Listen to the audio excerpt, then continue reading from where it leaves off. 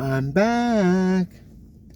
Okay, half podcast number 4229 with Mickey Mantle.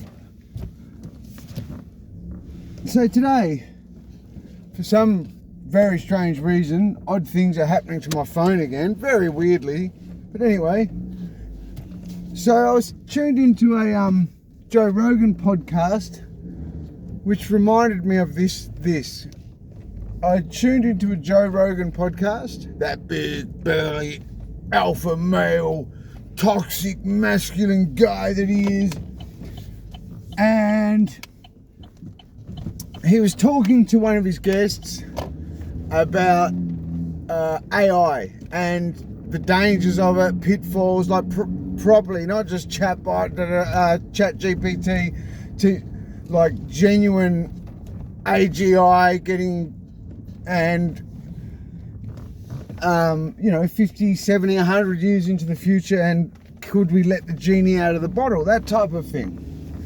And in that, this big, burly, mean Joe Rogan says they were discussing what AI would sort of look at humans like once it's at that stage where, and the guy's going, oh, this, that, and Joe goes, well, I kind of think it'll sort of look at us like we do chimpanzees. Like, they're wonderful, they're great, we can coexist, but whatever you do, don't give the bastards machine guns and nuclear bombs. You know, they would be like that. Like, yeah, okay, but they've got this thing called ego, and they might just blow you up for kind of, out of like, just for odd reasons, just territorial, or because you slept with their missus or something, just odd stuff that a robot couldn't comprehend.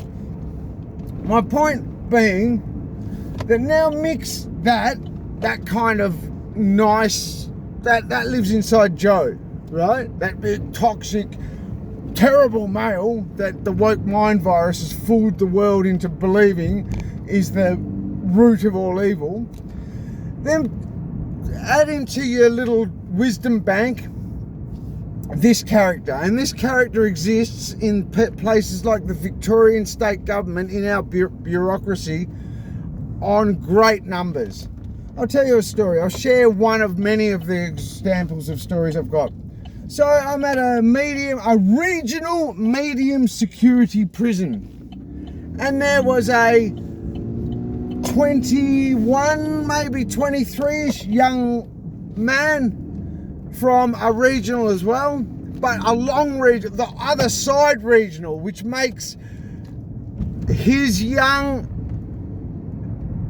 mum partner from a disadvantaged upbringing. Not these people aren't squillionaires, and their parents aren't business owners, and they're doing it hard in life, but they're happy. The kid's probably locked up for something as annoying to society as stealing Jimmy Bartell's wheels. That type of thing. Like, we're not talking about organised criminals. We're certainly not talking about pedophiles and rapists or anything like that. We're just talking about a young man who's from the wrong side of the tracks and done something wrong and ended up locked up.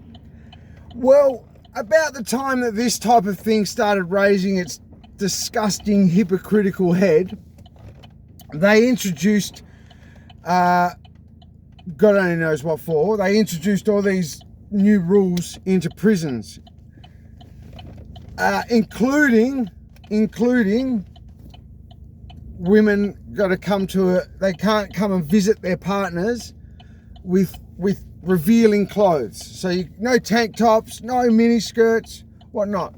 But as you can imagine, with a rule like that, most prison officers will give a warning. It's not exactly for the management and good order of the prison, okay? And they've definitely got discretion on this one. Well, this young mother, had travelled what equates to minimum 8 hours on public transport. She probably hasn't seen her partner for the 6 months that he's been locked up, which just so happens to be the last few months of her pregnancy into the new arrival of their little bambino. And here's Miss Maggot Face with her aviators and her Kim Jong-il haircut and her hypocritical hate festering inside her. She just lives with this rage inside her. This is fact. Turns that poor girl away. So she's probably done a 12-hour round trip. She's probably been stressing, is my bloke still going to love me? Oh, geez, I don't want to be a single mum like the other girls in the hood. Oh, you know, just all that stuff that's going through her head. Loves her man. So she dresses up to what she thinks is nice. She thinks I'm dressed nice to impress my man. So that God help us, hopefully, he'll remember me and love me when he gets out, because there's a lot of stories of that 9-month prison sentence breaking up relationships. So she's got all these thoughts, oh, I've just given birth to, and here's Miss Hypocritical Hater turns that poor young mother away. After knowing, she knows, she's seen the license, she can't get into prison without an ID. She's seen the license. She's seen the young man who's sitting there stressing. Well, actually, she probably wouldn't have got to see that. She just got to see the visitor side of things. She's seen the young woman coming in, holding a pram, looking nervous as, oh, geez, do I look okay? Getting reassurances from her friend because she doesn't want her bloke to, you know, young couple. And there's hypocritical hater just, nah, sorry, you've got what for? Because she was showing her shoulders. She happened to wear a singlet that day, thinking she was going to be able to, look, my man will like me, you know what it's like, young in love. She just had this is the kind of hypocritical hate that hides inside the woke mind virus. And why this is important, because the average person is conned by the likes of Jacinta and Albo and left-wing politicians that have been playing politics in the most disgusting of disgusting way with very divisive issues for a long time now. Why this is important, because most people that vote for, we'll say it, the woke mind virus, they're voting because they're decent people. They think it's for compassionate. They think it's genuinely benefiting, like the homophobia stance. They think it's genuinely benefiting the gender inequality, or it couldn't be further from the truth.